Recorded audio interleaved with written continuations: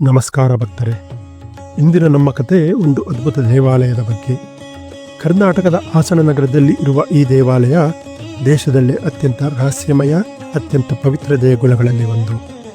ವರ್ಷಕ್ಕೆ ಒಂದೇ ಬಾರಿ ಬಾಗಿಲು ತೆರೆಯುವ ಈ ದೇವಸ್ಥಾನವೇ ಹಾಸನಾಂಬೆಯ ದೇವಾಲಯ. ಹೂವು ಬಾಡದೇ ಇರುವುದು, ದೀಪ ಆರದೇ ಇರುವುದು, ಅಕ್ಕಿ ಅನ್ನವಾಗುವುದು, ಇವು ಎಲ್ಲವೂ ದೇವಿಯ ಅದ್ಭುತ ಶಕ್ತಿಯ ಸಾಕ್ಷಿ. ಇಂದು ನಾವು ಹಾಸನಾಂಬೆಯ ಪೌರಾಣಿಕ ಕಥೆ, ಇತಿಹಾಸ ಮತ್ತು ಅವಳ ದಿವ್ಯ ಚರಿತ್ರೆ ಬಗ್ಗೆ ತಿಳಿಯೋಣ. ಪುರಾಣದ ಪ್ರಕಾರ ಈ ಸ್ಥಳಕ್ಕೆ ಮೊದಲು ಸಿಂಹಾಸನಪುರಿ ಎಂದು ಹೆಸರಿತ್ತು.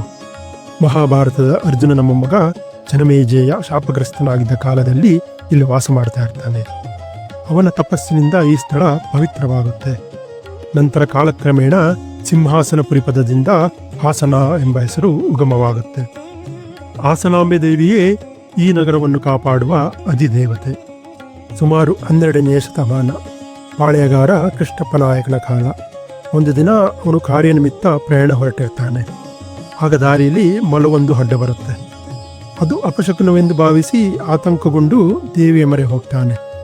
ಆ ಕ್ಷಣದಲ್ಲೇ ಆತನ ಮುಂದೆ ಆದಿಶಕ್ತಿ ಸ್ವರೂಪಿಣಿಯಾದ ದೇವಿ ಪ್ರತ್ಯಕ್ಷರಾಗ್ತಾರೆ. ಈ ಸ್ಥಳದಲ್ಲಿ ದೇಗುಲ ಕಟ್ಟು, ನಾನು ಹಾಸನಾಂಬೆಯಾಗಿ ಇಲ್ಲೇ ನೆಲೆಸುವೆ ಅಂತ ಹೇಳ್ತಾರೆ. ಕೃಷ್ಣಪ್ಪ ನಾಯಕನಿಗೆ ಇದು ದಿವ್ಯ ಆದೇಶವಾಗುತ್ತೆ.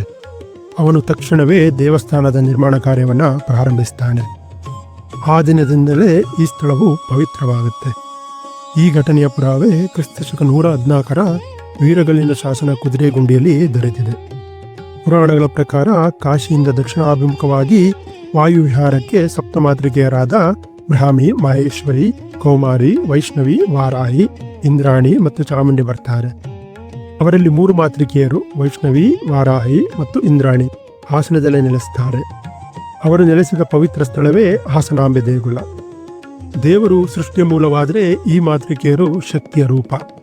ಹಾಸನಾಂಬೆ ಈ ಮಾತೃ ಸ್ವರೂಪಗಳೆಲ್ಲರ ಸಮಗ್ರ ಶಕ್ತಿ, ಆದಿಶಕ್ತಿ ಸ್ವರೂಪ. ಹಾಗಾಗಿ ದೇವಿಯ ದರ್ಶನ ಪಡೆದರೆ ಸಪ್ತಮಾತೃಕೆಯರ ಆಶೀರ್ವಾದ ಸಿಗುತ್ತದೆ ಎಂದು ಭಕ್ತರ ನಂಬಿಕೆ. ಹಾಸನಾಂಬೆ ದೇವಿ ಹಾಸನ ನಗರವನ್ನು ಕಾಪಾಡುವ ಅಧಿದೇವತೆ. ಅವಳು ಭವತಾರಿಣಿ, ಅಂದರೆ ಲೋಕವನ್ನು ಕಷ್ಟದಿಂದ ಪಾರು ಮಾಡುವ ತಾಯಿ. ಅವಳು ಅಸುರ ಸಂಹಾರಿಣಿ, ದುಷ್ಟರನ್ನು ನಾಶ ಮಾಡುವ ಶಕ್ತಿ. ಹಾಸನದ ದೇವಿ ಕೆರೆ ಬಳಿ ಇರುವ ಈ ಮಂದಿರದಲ್ಲಿ ಅವಳು ಇರುವೆಗೂಡು ಆಕಾರದಲ್ಲಿ ನೆಲೆಸಿದ್ದಾಳೆ. ದೇವಿಯ ಮುಖದಿಂದ ಕರುಣೆ, ಕಣ್ಣುಗಳಲ್ಲಿ ಶಕ್ತಿ ಮತ್ತು ಸನ್ನಿಧಾನದಲ್ಲಿ ಅಪಾರ ಶಾಂತಿ ಹರಡುತ್ತದೆ. ಭಕ್ತರು ಇಲ್ಲಿಗೆ ಬರುವಾಗ ಕೇವಲ ದರ್ಶನಕ್ಕಾಗಿ ಅಲ್ಲ, ಅವಳ ದಿವ್ಯ ಶಕ್ತಿಯನ್ನು ಅನುಭವಿಸಲು ಬರ್ತಾರೆ. ಹಾಸನಾಂಬೆಯ ದೇಗುಲ ವರ್ಷಕ್ಕೆ ಒಂದೇ ಬಾರಿ ಆಶ್ವಜ ಮಾಸದ ಪೌರ್ಣಮಿಯ ನಂತರದ ಗುರುವಾರದಂದು ತೆರೆಯುತ್ತೆ. ಆ ದಿನ ಹಾಸನ ನಗರವೇ ದೇವಿಯ ಉತ್ಸವದ ಹಬ್ಬದ ನಾದದಿಂದ ಕಂಗೊಳಿಸ್ತಾ ಇರುತ್ತೆ. ಸಾವಿರಾರು ಭಕ್ತರು ಹಾಸನದತ್ತ ಹರಿದು ಬರ್ತಾರೆ. ದೇವಿಯ ದರ್ಶನ ಪಡೆಯಲು ಜನರು ಗಂಟೆಗಳವರೆಗೆ ಭಕ್ತಿ ಮತ್ತು ಶಾಂತಿಯಿಂದ ಸಾಲಿನಲ್ಲಿ ನಿಂತು ದೇವಿಯ ದರ್ಶನವನ್ನು ಪಡೀತಾರೆ. ಆದರೆ ಇಲ್ಲಿಯ ವಿಸ್ಮಯಗಳು ಅಚ್ಚರಿಯನ್ನು ಉಂಟು ಮಾಡ್ತವೆ.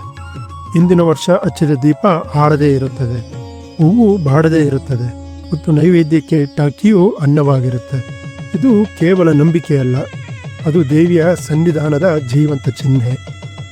ದೇವಿಯ ದರ್ಶನ ಕೆಲವೇ ದಿನಗಳು ಮಾತ್ರ, ಅಂದರೆ ಅಂದಾಜು 12 ದಿನಗಳು ಮಾತ್ರ ತೆರೆದಿರುತ್ತೆ.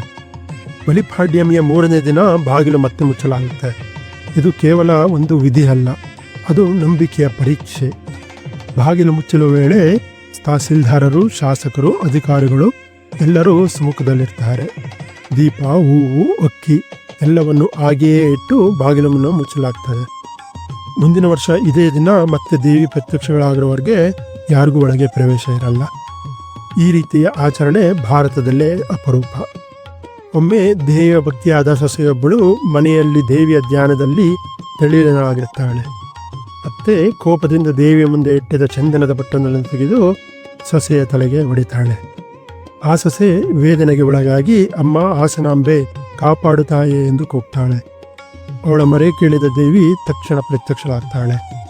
ದೇವಿ ಸೊಸೆಗೆ ಕರುಣೆಯಿಂದ, ನಿನ್ನ ಭಕ್ತಿ ಎಲ್ಲರಿಗೂ ಸಾಕ್ಷಿಯಾಗಲಿ ಎಂದು ನುಡಿದು, ನೀನು ಕಲ್ಲಾಗು, ನನ್ನ ಸನ್ನಿಧಾನದಲ್ಲಿ ಶಾಶ್ವತವಾಗಿ ಇರು ಎಂದು ಆಶೀರ್ವದಿಸ್ತಾರೆ.